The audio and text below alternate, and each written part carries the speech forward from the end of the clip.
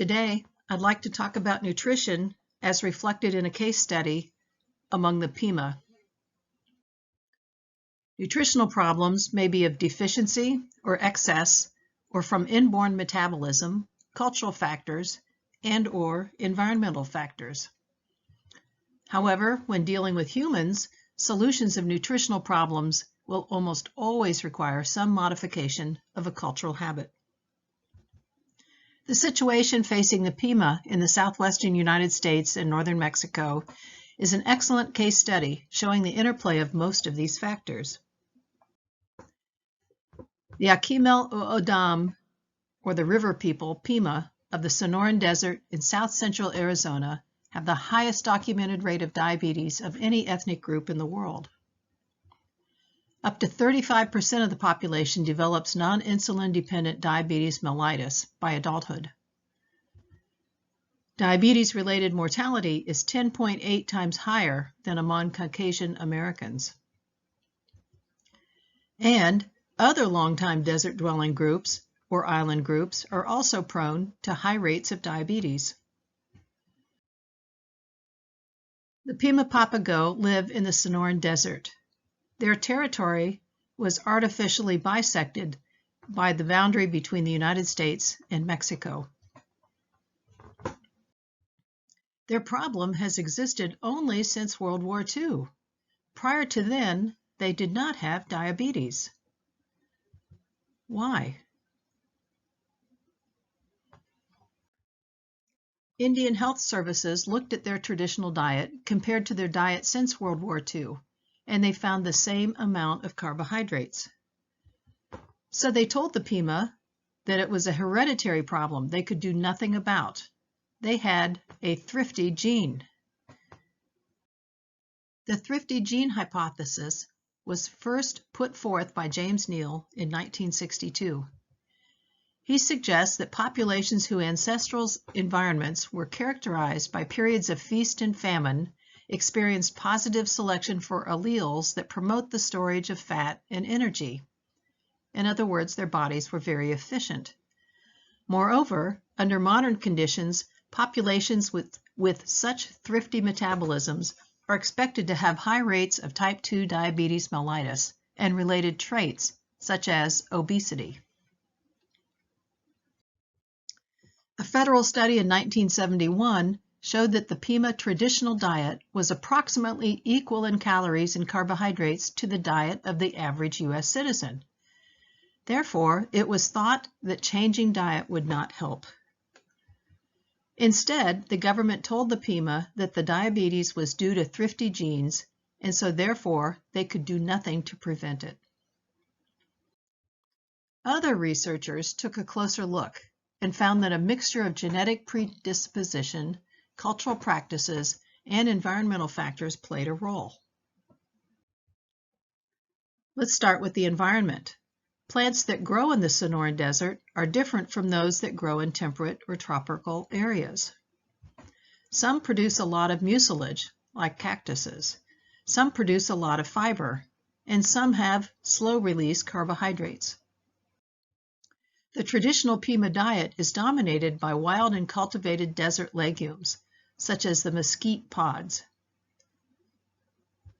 with cacti, fish, and small seeds as supplements, such as cholla cactus buds. Incidentally, I have gotten to eat cholla cactus buds, and they are delicious. They taste like artichoke hearts. Mesquite, corn, and legumes together provided 40 to 50% of the food intake by weight in the traditional diet. The modern diet, in contrast, includes wheat flour, lard, sugar, coffee, and processed cereal products. Researchers estimate that the traditional Pima diet, although seasonably variable, was about 70 to 80% carbohydrates, 8 to 12% fats, and 12 to 18% protein. Thus, the Pima diet of the last century was much higher in carbohydrate and lower in fat compared with the modern-day Pima diet. A 1990 study analyzed the content of lima beans and tepary beans. Tepary beans are a type of bean domesticated by Indians in the Southwest. These beans mature quickly and are tolerant of the desert heat, drought, and alkaline soils. They are among the most drought and heat-tolerant crops in the world. Tepary beans are high in protein and contain soluble fiber, helpful in controlling cholesterol and diabetes. The researchers fixed the traditional foods following traditional methods before analyzing the nutritional content, and this was a very important step. All the traditional foods have low glycemic and insulin indices. They contain a high proportion of the starch amylose, which breaks down into simple sugars very slowly. These complex carbohydrates are digested slowly. Contrast these to the rapid and high responses that we experience to Western staples, such as potatoes, bread, and other processed cereal products. These contain a high proportion of amylopectin, a starch that breaks down relatively quickly. So, we can't just examine whether modern and traditional diets contain about the same amount of carbohydrates. The particular type of carbohydrate is also important. Desert dwellers' gastrointestinal and endocrine systems may have been selected in an evolutionary sense to metabolize the many slow-release complex carbohydrates around them. Also, certain types of fiber slow absorption in the small intestine, delay gastric emptying, and decrease upper gastrointestinal motility. The Pima Papago became adapted to plant food with these qualities, never developing resistance against diabetes. The desert plants, when eaten, do not cause blood glucose surges. So their population did develop a genetic predisposition for diabetes, one that was latent with the traditional diet. Let's look at their cultural practices. Traditionally, when food was available, they ate a lot. And when there was no food, they went hungry. This is called a feast-famine pattern. This feast-famine eating schedule did not select against diabetic tendencies. The traditional methods used to prepare meals may have contributed. Hand grinding results in larger particle sizes, which are digested more slowly. Cooking time and the cooking process further contributed to the way the foods would be digested. So traditional ways of fixing the food, such as grinding by hand, pit roasting, helped slow digestion and prevent blood glucose surges. So why World War II? What changed? Well, the Pima Papago changed their diet when Indian servicemen were exposed to Western food during World War II. The carbohydrates in their new diet are fast release, creating surges in blood glucose. Now, even when told their traditional diet is critical to their health, they do not want to return to it. They now prefer Western food, and this is a cultural factor in their nutritional problems. A 1994 study looked at an isolated group of Pima who had split off to northern Mexico between 700 and 1,000 years ago. These people still eat a traditional diet and are more active physically in day-to-day tasks. They are far less obese and do not suffer the same high rate of diabetes. The dietary study of the Mexican groups revealed a simple diet based on beans, wheat flour tortillas, corn tortillas, and potatoes as the main staples, with a much higher fiber intake and lower fat intake than that reported for the U.S. Pima Indians. And although the differences in dietary composition may contribute to the lower prevalence of obesity and diabetes, the most striking difference is in energy balance is that related to expenditure in physical activity. That is, the Mexican Pima are much more physically active. However, some of the Arizona Pima do try to eat a more traditional diet for their health.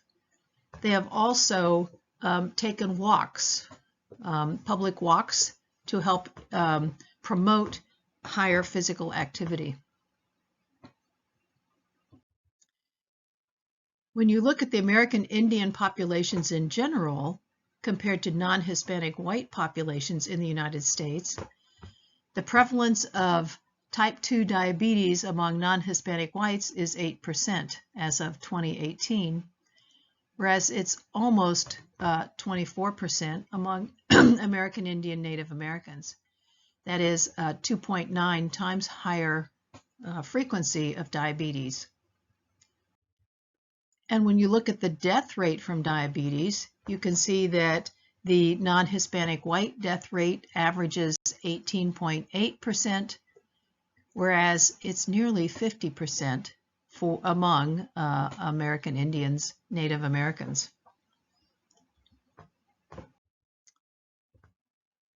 So Pima Indians do have an inborn metabolism that does not prevent diabetes in the modern day diet. So many generations of the combination of environmental factors and cultural factors did not select against the tendency to develop diabetes. So in a sense, they do have a thrifty genotype.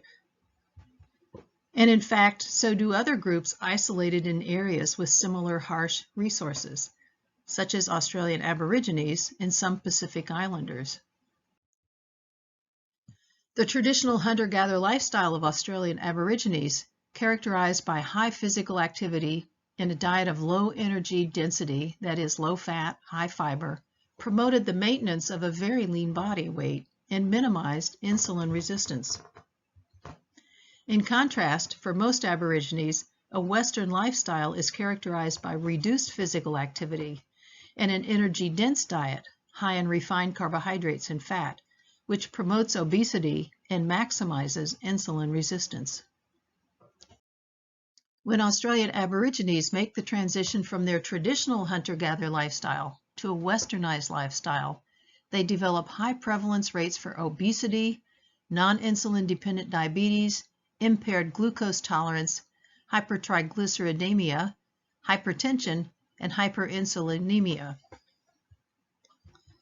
The striking improvements in carbohydrate and lipid metabolism in diabetic and non-diabetic Aborigines after a temporary reversion to a traditional hunter-gatherer lifestyle highlight the potentially reversible nature of the detrimental effects of lifestyle change, particularly in young people who have not yet developed diabetes.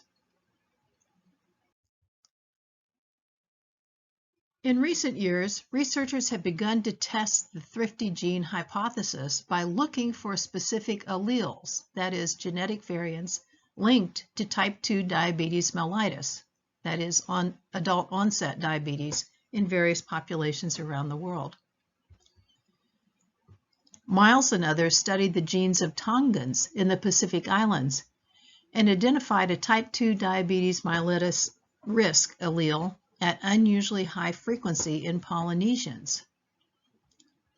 They think that this gene, or this allele to this gene, was driven to high frequency in Polynesians by positive selection and therefore possibly represented a so-called thrifty allele in the Pacific.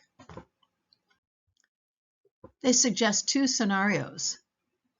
The type 2 diabetes mellitus alleles may have been driven to high frequency by positive selection, or they may have existed as neutral alleles in Polynesian ancestors, but they've increased in frequency due to genetic drift. Now, genetic drift is something that happens to small populations, especially after genetic bottleneck events. And in this case, the allele becomes higher prevalence in the population than otherwise. These alleles became detrimental only when the Polynesians adopted a more Western diet. And they produced this worldwide frequency of this risk allele. So the more black in the dot, the higher the risk. And I have an arrow pointing to the Pacific Islands.